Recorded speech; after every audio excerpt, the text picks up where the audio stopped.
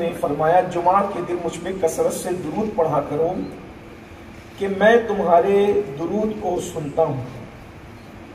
کوئی محبت سے پڑھے تو وہ درود میں خود سنتا ہوں، کوئی ایسی ہی روا روی میں پڑھ دے تو فرشتے لا کے پیش کرتے ہیں. تو صحابہ کرام نے پوچھا کہ یا رسول اللہ صلی اللہ علیہ وآلہ وسلم، یہ درود کا سلسلہ سننے سنانے کا آپ کی ظاہری حیات تک ہے یا آپ کے وصال کے بعد بھی جاری رہے گا؟ تو اب یہاں سے ابو داؤد شریف کی حدیث اور میں پیش کرتا ہوں. اللہ کے رسول نے فرمایا ان اللہ تعالی حرم علی الارض ان تاکل اجساد الانبیاء فنبی اللہ حی یرزق، کہ اللہ نے بے شک حرام کر دیا ہے زمین پر کہ وہ نبیوں کے جسموں کو کھائے. زمین اللہ کے نبی کا جسم نہیں کھا سکتی، کوئی جانور بھی اللہ کے نبی کے جسم کو نہیں کھا سکتا، اور نہ کوئی زمین کا ٹکڑا نبی کے جسم کو کھا سکتا ہے. فَنَبِيُّ اللَّهِ حَيٌّ، اللہ کا نبی زندہ ہے، یرزق، اور اسے روزی دی جاتی ہے. تو ہمارے آقا صلی اللہ علیہ وآلہ وسلم تمام اہل ایمان کے عقیدے میں زندہ ہے، حیات النبی ہے. تو اس لیے ہم نے چاہا کہ ہم اپنے نبی کو کوئی تحفہ پیش کریں. تو سنی دعوت اسلامی کی جو فیلڈ شعبہ مساجد سے تھی، انہوں نے 12 مسجد بارگاہ رسالت میں تحفے میں پیش کرنا چاہا. ہر دن ایک مسجد کا افتتاح ہو رہا ہے، انشاءاللہ ہوگا مزید آگے بھی. اسی طرح جو خدمت خلق کے لوگ تھے انہوں نے 100 نکاح غریب بچیوں کا، وہ اسی طرح سے شعر و ادب کا ذوق رکھنے والے احباب نے مشاعرے کی شکل میں، اسی طرح سیرت النبی اور الگ الگ محفلیں. القرآن اکیڈمی جو عصری علوم کے حوالے سے کام کرتی ہے، ایچ ڈی آئی القرآن اکیڈمی، اس کے احباب نے، اکیڈمی کے احباب نے یہ فیصلہ کیا کہ وہ سیرت النبی صلی اللہ علیہ وآلہ وسلم کا انعامی مقابلہ رکھیں گے. سیرت کا انعامی مقابلہ رکھنے کے پیچھے ہمارا منصوبہ یہ تھا کہ 1500 سال اللہ کے رسول علیہ السلام کی ولادت کو ہو رہے ہیں، لیکن المیہ یہ ہے کہ ہماری قوم اپنے نبی کی سیرت نہیں پڑھتی.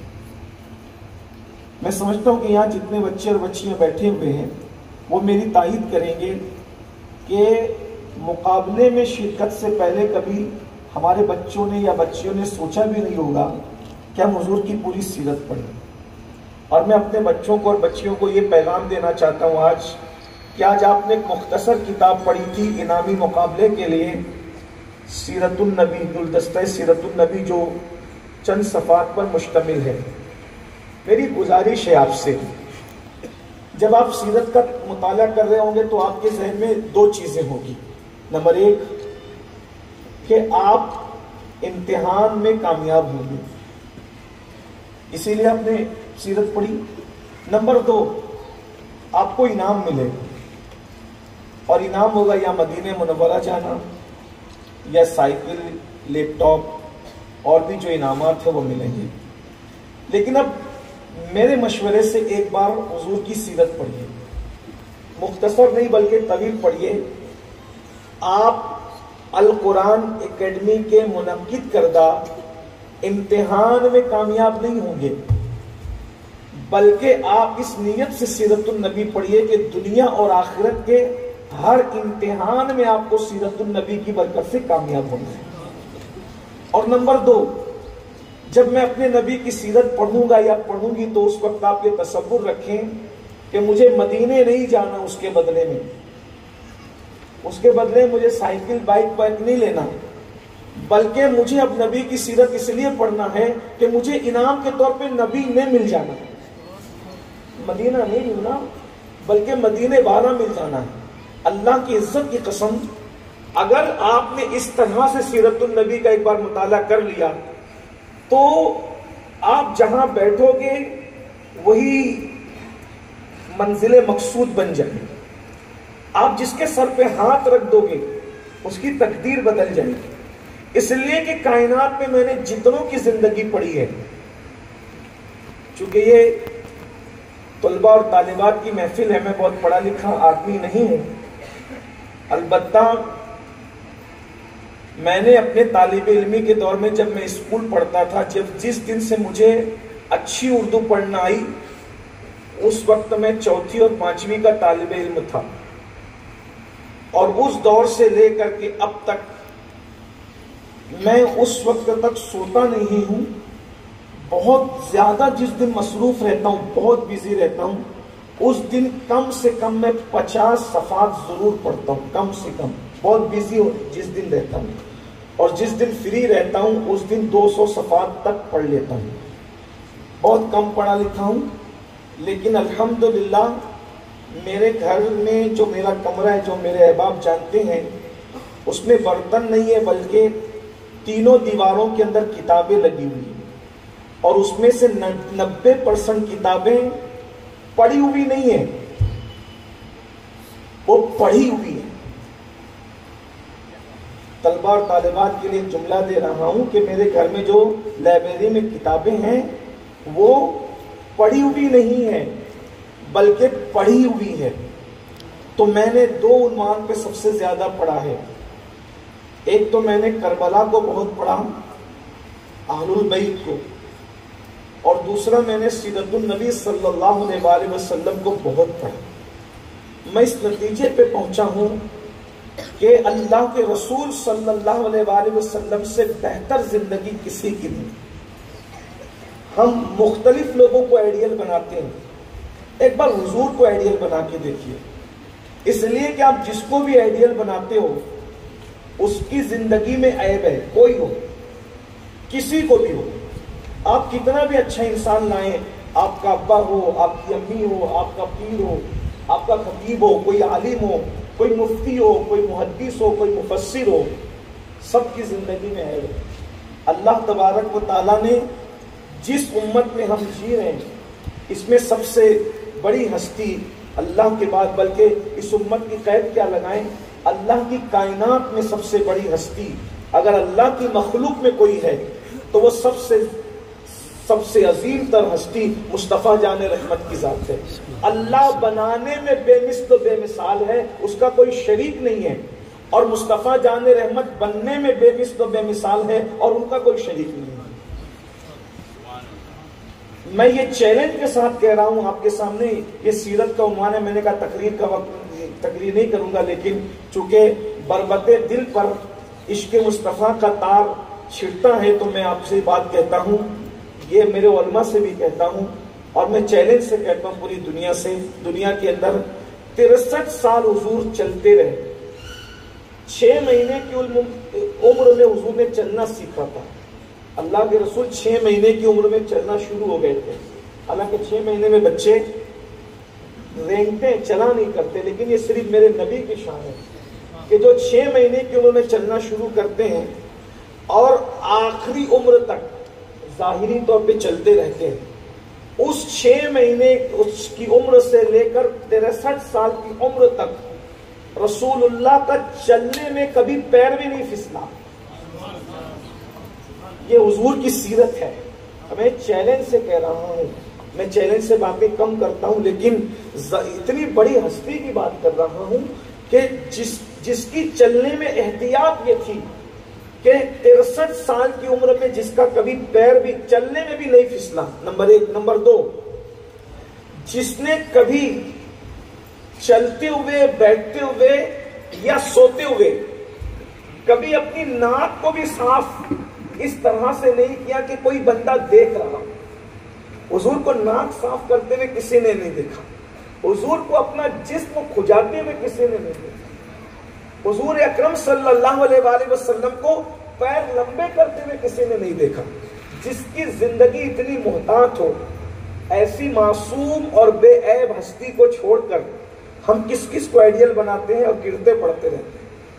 آئیے میں سیرت سے صرف 2 واقعات پیش کر کے اپنی بات ختم کرتا ہوں. حضور کی سیرت کیا؟ یہ امت کا سب سے بڑا ظلم اپنے نبی پہ یہ ہے، سب سے بڑا ظلم اپنے نبی پہ. میں کہتا ہوں کوئی جھوپڑ پٹی پہ ظلم کرتا ہے، کوئی مریض پہ ظلم کرتا ہے، کوئی غریب پہ ظلم کرتا ہے، کوئی کالوں پہ ظلم کرتا ہے، کوئی گوروں پہ ظلم کرتا ہے، لیکن اس امت کی اکثریت نے اپنے نبی پہ ظلم کیا ہے کہ ہم نے سب کی باتوں کو عام کیا، سب کی سیرت کو عام کیا، اپنے نبی کی سیرت کو عام نہیں کیا۔ نبی کی سیرت عام نہ کرنے کا نقصان یہ ہوا کہ ہمارے بچوں کو ابھی تک یہ بھی یاد پتہ نہیں ہے کہ رسول اللہ کے دادا دادی کا نام کیا تھا، پتہ ہی نہیں انہیں، بچوں کو نہیں، بڑوں کو بھی نہیں پتہ ہے۔ رسول اللہ کی بیویاں کتنی تھی، ازواج پاک کتنی تھی، ان کے نام کیا ہے، ان کے والدین کے نام کے ساتھ ان کے نام کیا نہیں پتا۔ کلمہ پڑھتے ہو نبی کا، نبی کے بارے میں کچھ پتہ ہی نہیں۔ جس کے بارے میں پتہ نہیں ہوگا اس کی عقیدت دل میں کیسے ہوگی؟ عقیدت کے لیے کچھ نہ کچھ معلومات ہونا چاہیے۔ آپ کو کچھ پتہ ہی نہیں ہے نبی کے بارے میں، بلکہ بڑی معذرت کے ساتھ دنیا دار تو دنیا دار، غافل تو غافل، مذہبی لوگ بھی رسول اللہ کے بارے میں بہت کچھ نہیں جانتے۔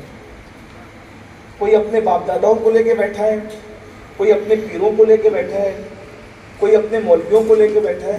بھئی تم سب کو لے کے بیٹھو، لیکن محمد علی جوہر صاحب کی یہ دو مصرے مجھے بہت اچھے لگتے ہیں کہ دنیا میں احترام کے قابل ہیں جتنے لوگ، میں سب کو مانتا ہوں، میں کسی کا منکر نہیں ہوں، دنیا میں احترام کے قابل ہیں جتنے لوگ، میں سب کو مانتا ہوں مگر مصطفیٰ کے بعد، میں سب کو مانتا ہوں مگر مصطفیٰ کے۔ تو سب سے زیادہ ذکر رسول اللہ کا ہونا چاہیے تھا، اور ہونا چاہیے، کیونکہ یہ اللہ کی سنت ہے۔ پورے قرآن میں اللہ نے سب سے زیادہ جس کا ذکر کیا ہے وہ ذکر مصطفیٰ جان رحمت ہے۔ یہ غلط فہمی ہے کہ سب سے زیادہ حضرت موسیٰ کا ذکر ہے۔ جو یہ کہتا ہے کہ سب سے زیادہ حضرت موسیٰ کا ذکر ہے، اس نے پورا قرآن پڑھا ہی نہیں ہے، اس لیے کہ وہ موسیٰ موسیٰ موسیٰ موسیٰ نام دیکھ کر کے کہہ رہا ہے کہ زیادہ ذکر حضرت موسیٰ کا آیا ہے۔ لیکن یہ شان موسیٰ ہے کہ نام موسیٰ لے کے ذکر کیا جاتا ہے، اور یہ شان مصطفیٰ ہے، طٰہٰ کہہ کر ذکر کیا جاتا ہے، یاسین کہہ کے ذکر کیا جاتا ہے، مزمل کہہ کے ذکر کیا جاتا ہے، مدثر کہہ کے ذکر کیا جاتا ہے، وما رمیت کہہ کے ذکر کیا جاتا ہے، والنجم کہہ کے ذکر کیا جاتا ہے، نون والقلم کہہ کے ذکر کیا جاتا ہے، کاف ہا یا عین صاد کہہ کے ذکر کیا جاتا ہے، الف لام میم کہہ کر ذکر کیا جاتا ہے، الف لام را کہہ کے ذکر کیا جاتا ہے، والضحیٰ کہہ کے جب چہرے پر صبح کے وقت زلف سنورتی ہے اور چہرہ چاشت کی طرح چمکتا ہے تو والضحیٰ کہہ کر اس پیارے پیارے چہرے کی قسم اٹھائی جاتی ہے۔ جب وہ زلفیں کبھی انداز دل ربانہ سے چہرے پر چھا جاتی ہے بدلیوں کی طرح تو واللیل کہہ کر کے اس کا تذکرہ کیا جاتا ہے، ما زاغ البصر وما طغى کہہ کر ان کی آنکھوں کا تذکرہ کیا جاتا ہے، سبحان الذی اسریٰ کہہ کر ان کے جانے کا ذکر کیا جاتا ہے، ما ضل صاحبکم وما غویٰ کہہ کر ان کے آنے کا ذکر کیا جاتا ہے، وما رمیت اذ رمیت ولکن اللہ رما کہہ کر ان کے غصے کا تذکرہ کیا جاتا ہے، اللہ اکبر، والنجم اذا ہوا کہہ کر ان کے تبسم کا ذکر کیا جاتا ہے، والذین معہ اشداء علی الکفار کہہ کر کے ان کے جھرمٹ مارنے والے جو صحابہ ان کے ارد گرد ان کو گھیر لیتے معہ کہہ کر کے ان کا تذکرہ کیا جاتا ہے۔ وہ چلے تو اللہ اکبر قرآن مقدس میں ان کا ذکر ہوتا ہے، حتیٰ کہ صرف ان کا نہیں جو ان کے پیچھے پیچھے گھوڑے دوڑاتے ہیں، والعادیات ضبحا فالموریات قدحا فالمغیرات صبحا، یہ کہہ کر ان کے پیچھے گھوڑے دوڑانے والے اصحاب کے گھوڑوں کا ذکر بھی ہوتا ہے، صرف گھوڑوں کا نہیں، جو ان کے پیچھے چلتے ان کا بھی، ان کے گھوڑوں کا بھی، ان کے گھوڑوں کے پیر پتھر سے ٹکرا کر چنگاری نکلتی ہے، اس چنگاری کا ذکر بھی کیا جاتا ہے، اور اس سے لگ کر کے جو دھول اڑتی ہے اس دھول کا بھی ذکر کیا جاتا ہے۔ حتیٰ کہ قرآن کی ایک سورت ہے جس میں اللہ تبارک و تعالیٰ نے یہ طے کر لیا کہ اس سورت میں کسی کا ذکر نہیں کروں۔ ایک سورت ہے، صرف ایک سورت ہے جس میں اللہ نے 114 سورتوں میں ایک سورت ہے جس میں اللہ نے اپنی غیرت کی قسم اٹھا کر کہ ہم آج کسی کا ذکر نہیں کریں گے، صرف ہم ہی ہم ہوں گے، انا انا انا انا، بس ہمارے سوا کوئی نہیں ہوگا۔ جنت ہمارے تجلیات کا مظہر ہے، لیکن ہم اس میں جنت کا ذکر بھی نہیں کریں گے۔ جنت جنت ہے مگر ہم نہیں ہیں، جنت جنت ہے مگر ہم نہیں ہیں۔ جہنم ہمارے غضب کا مظہر ہے، جہنم جہنم ہے مگر ہم نہیں ہیں۔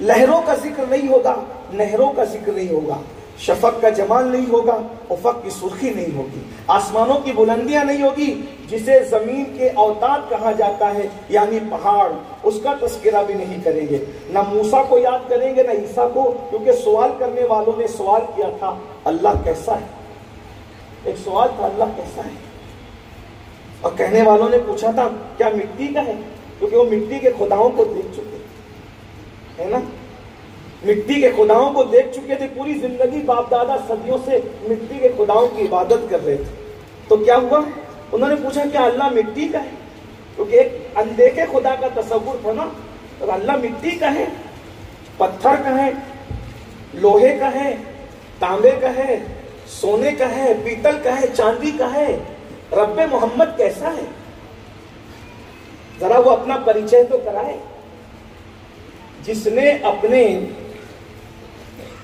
جمال ازلی پر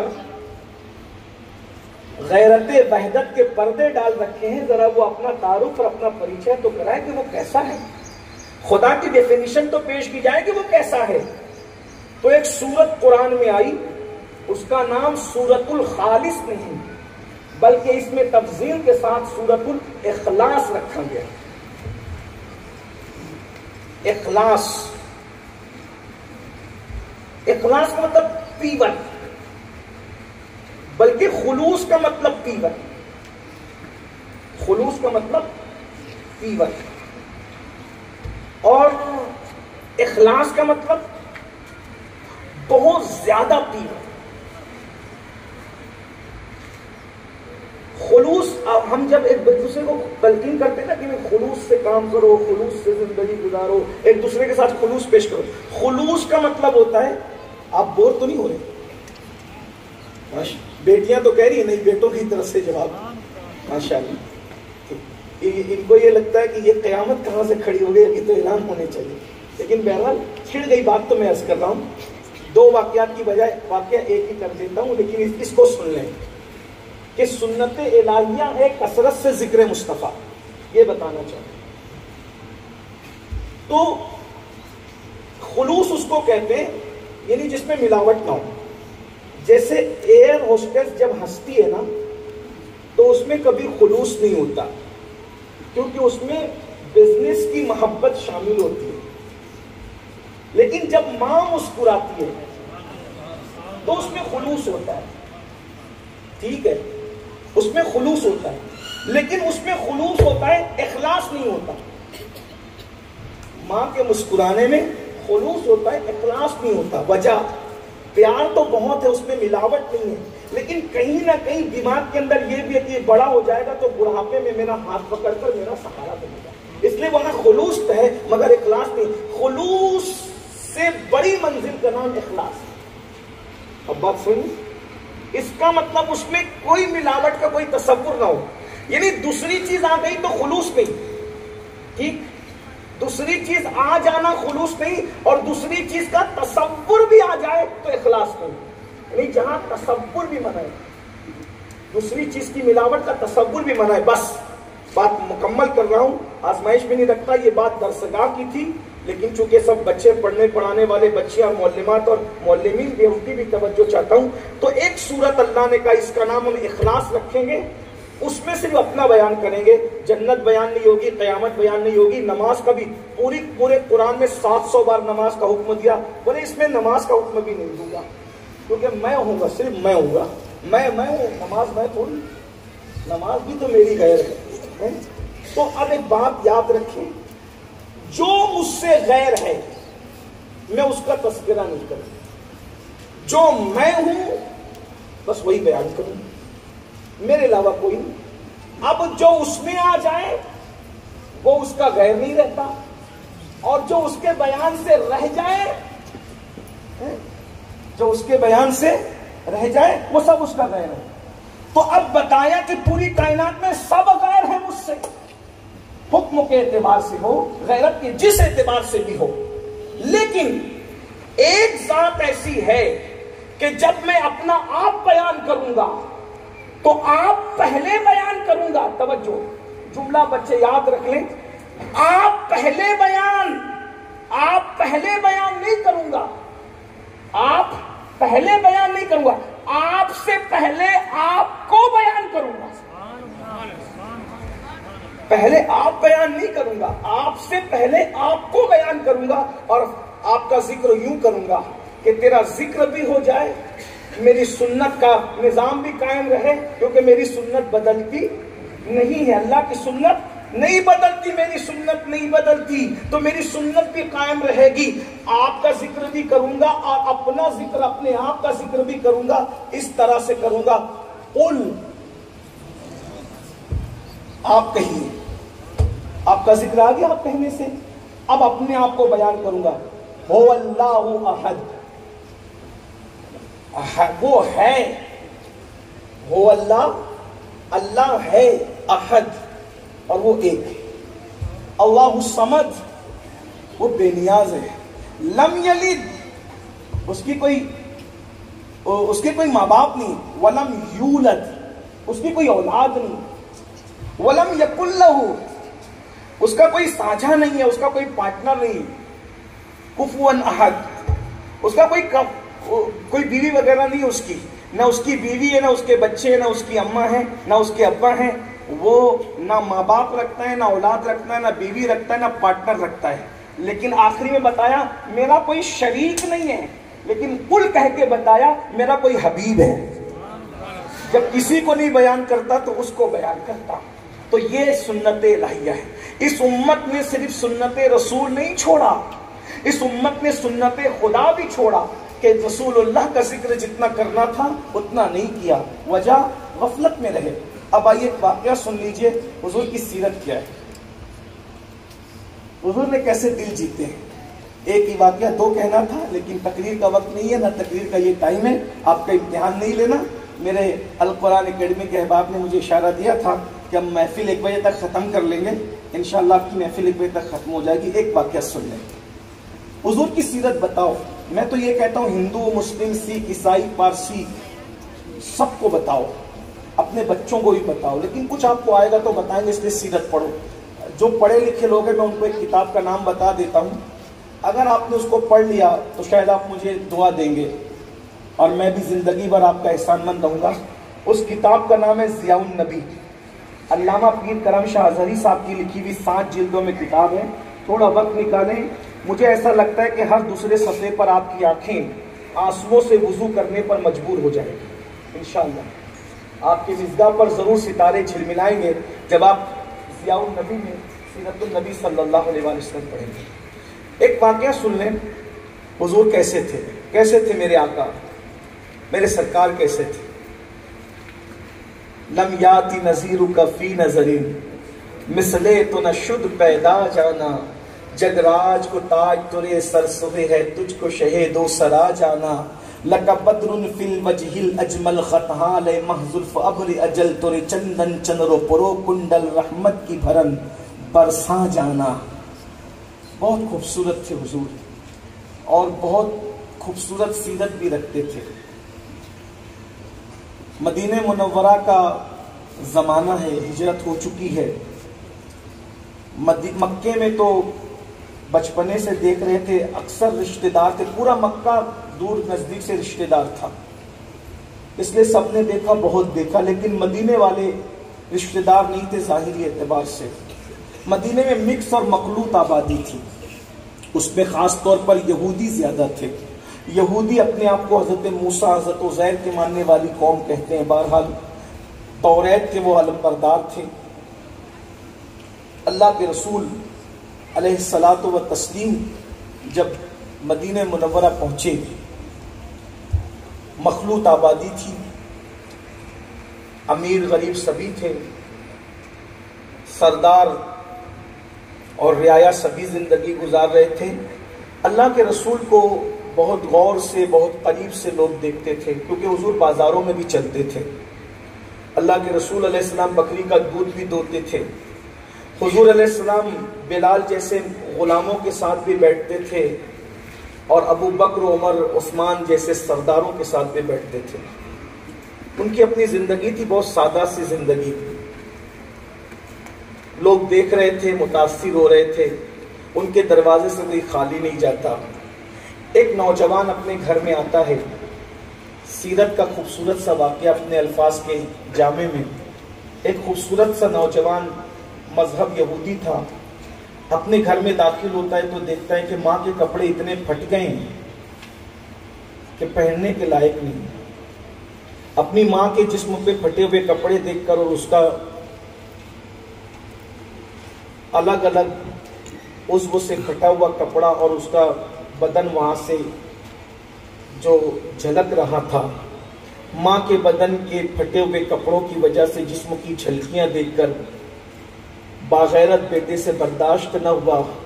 اس نے اپنی ماں سے کہا امی تمہارے کپڑے کتنے پھٹ گئے ہیں، اگر اجازت دو تو مسلمانوں کے پیغمبر حضرت محمد صلی اللہ علیہ وسلم روح فدا. بہت سخی ہے ماں، ان کی چوکھٹ سے کوئی خالی نہیں جاتا. ماں اگر تم کہو تو تمہارے لیے میں ایک ڈریس مانگ کر لاتا ہوں، کیونکہ میں بیٹا ہوں، غریب ہوں، مزدور ہوں، تمہیں کپڑے نہیں پہنا سکتا تو کم سے کم تمہارے لیے مانگ کے تو لا سکتا ہوں. وہ سب کو دیتے ہیں ماں، ان کی چوکھٹ سے کوئی خالی نہیں جاتا. ماں بڑی کٹر تھی یہودیہ، اور یہودی لوگ رسول اللہ کے شروع دن سے بڑے دشمن رہے، حتیٰ کہ انہوں نے اعلان کیا تھا کہ ہم نبی کی ولادت بھی نہیں ہونے دیں گے، نبی کے ابا کو ہی قتل کر دیں گے تاکہ نبی کی ولادت ہی نہ ہو. بہرحال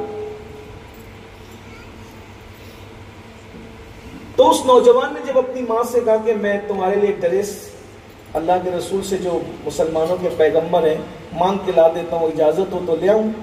اس کی ماں نے کہا نہیں، جب تم محمد عربی روح فدا صلی اللہ علیہ وسلم کا احسان لوگے نا تو تمہیں مسلمان بنا لیں گے.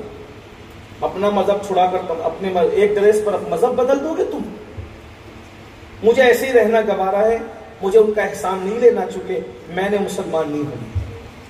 اچھا ماں ٹھیک ہے، لیکن پھر تم اس طرح کیسے باہر نکلو گی، کیسے رہو گی؟ تو ماں نے کہا دیکھو تمہارا چچا بہت مالدار ہے، تمہارا سگا چچا ہے، اس سے مانگ لو، وہ دے دے گا، کیونکہ وہ بھی یہودی ہے.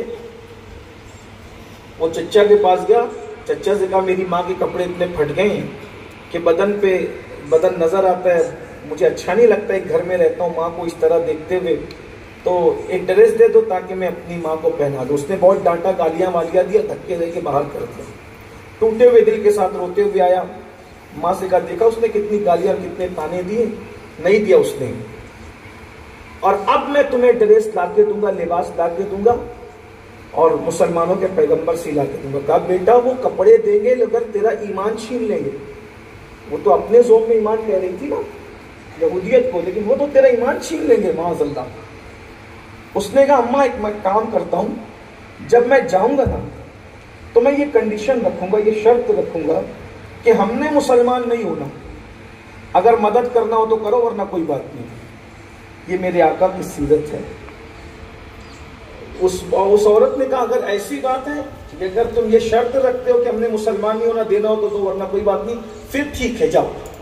جب وہ جوان گیا، حضور کا بیٹھنا اٹھنا بولنا اتنا انداز دل ربانہ تھا کہ جب وہ گیا تو جانے کے بعد اس نے حضور کی محفل میں قدم رکھا، حضور کی نگاہیں ناز اٹھی اور اس جوان کے چہرے پہ پڑی اور اس کی پیشانیوں پر جو لکیریں تھی غم اور تکلیف اور مصیبت کی، نگاہ نبوت نے پڑھ لیا، کیونکہ جس کی نگاہوں سے لوح محفوظ کی تحریر نہ چھپی ہو، اس کی نگاہوں سے کسی کے پیشانی کے خد و خال کیا چھپ سکتے تھے، بلکہ جس کی نگاہوں سے خدا کی ذات نہ چھپی ہو، جس نے معراج کی شب اپنے اللہ کو دیکھا، اسے قرآن کہتا ہے ثم دنا فتدلی فکان قاب قوسین او ادنا.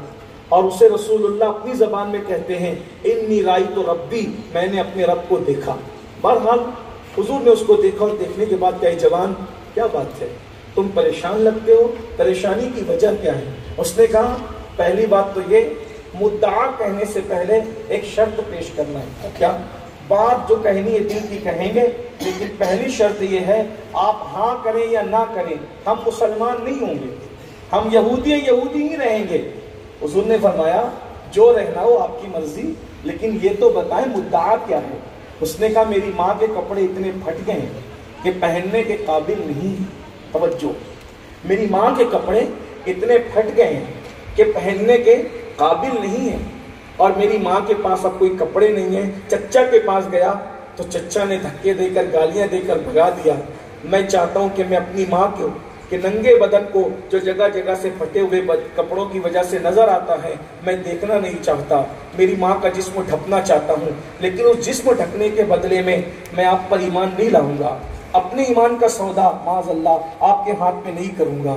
حضور نے فرمایا بس اتنی سی بات ہے، اگر تم مسلمان نہیں ہونا چاہتے تو تمہاری اپنی مرضی ہے، یہاں کوئی زبردستی نہیں ہے، لیکن اگر تم آئے ہو نا، اگر تم آئے ہو اور مجھ سے طلب کر رہے ہو اپنی ماں کے جسم کو ڈھکنے کے لیے کچھ، تو پھر رکو، ٹھہرو، میں تمہیں ابھی دیتا ہوں۔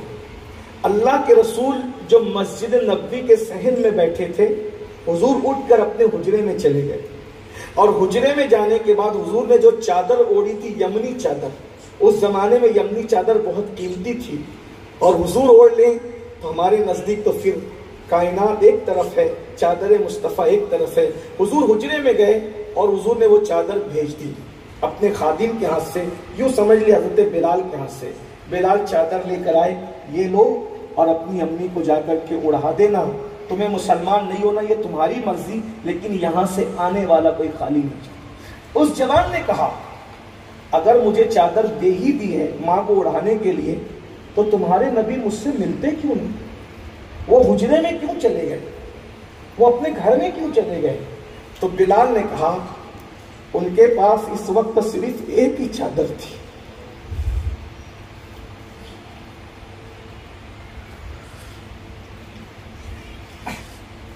ان کے پاس اس وقت صرف ایک ہی چادر تھی، اس چادر کے سوا ان کے پاس اور دوسری چادر نہیں ہے۔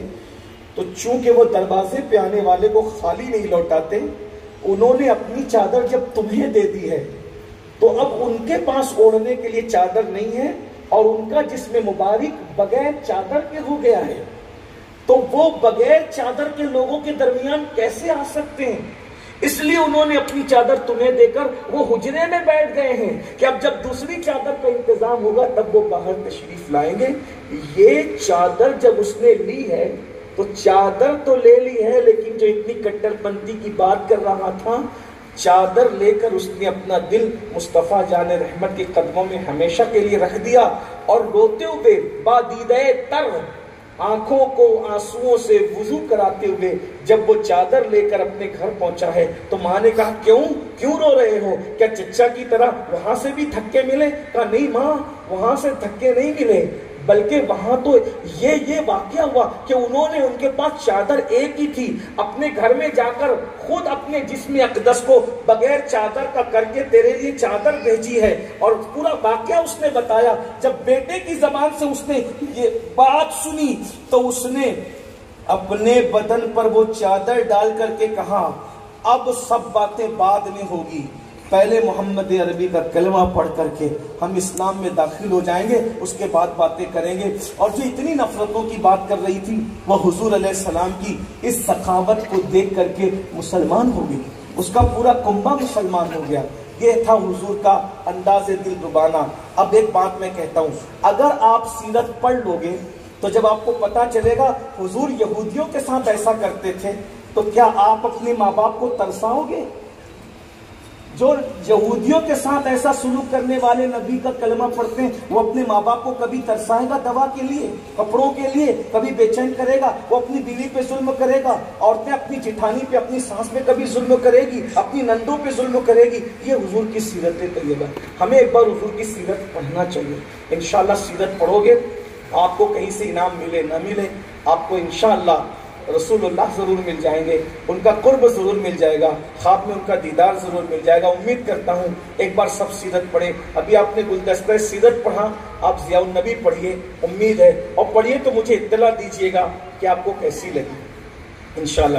ایک بہت عاشق رسول کی زبانی لکھی ہوئی، ان کے قلم سے لکھی ہوئی کتاب ہے۔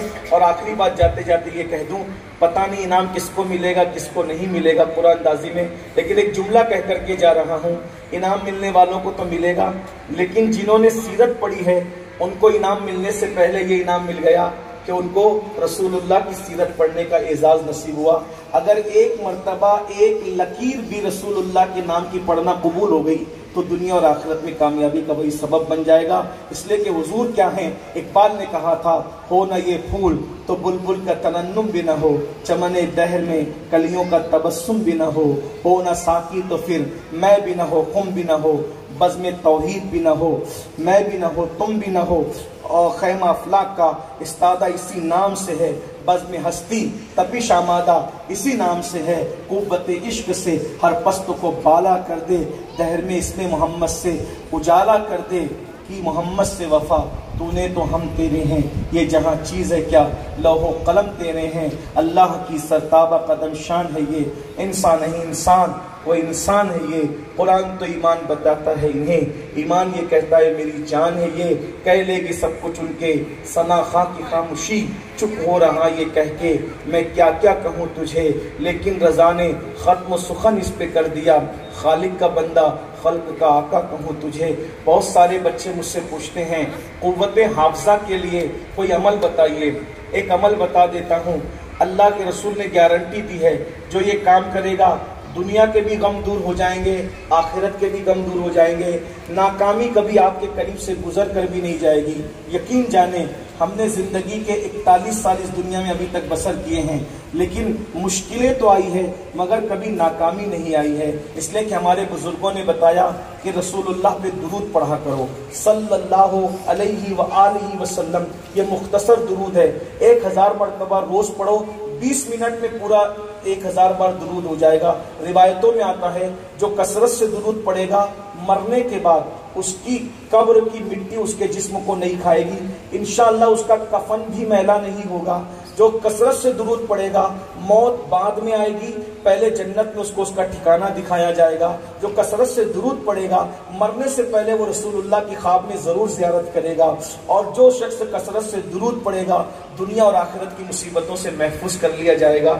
درود کی بڑی برکت ہے، جو 20 منٹ نہ نکال سکے ان سے گزارش ہے کم سے کم وہ 313 مرتبہ صلی اللہ علیہ وآلہ وسلم یہ درود پڑھے، آپ کی قوت حافظہ اتنی مضبوط ہوگی انشاءاللہ، اگر 80 سال کے بڈھے ہو جاؤ گے تو بھی آپ بچپنے کے واقعات کو بیان کرو کہ میں یہ چیلنج سے کہہ رہا ہوں، کیونکہ اللہ کے رسول کی حدیث ہے اگر بھول جاؤ کوئی چیز تو مجھ پہ درود پڑھو، بھولی ہوئی چیز یاد آ جائے گی۔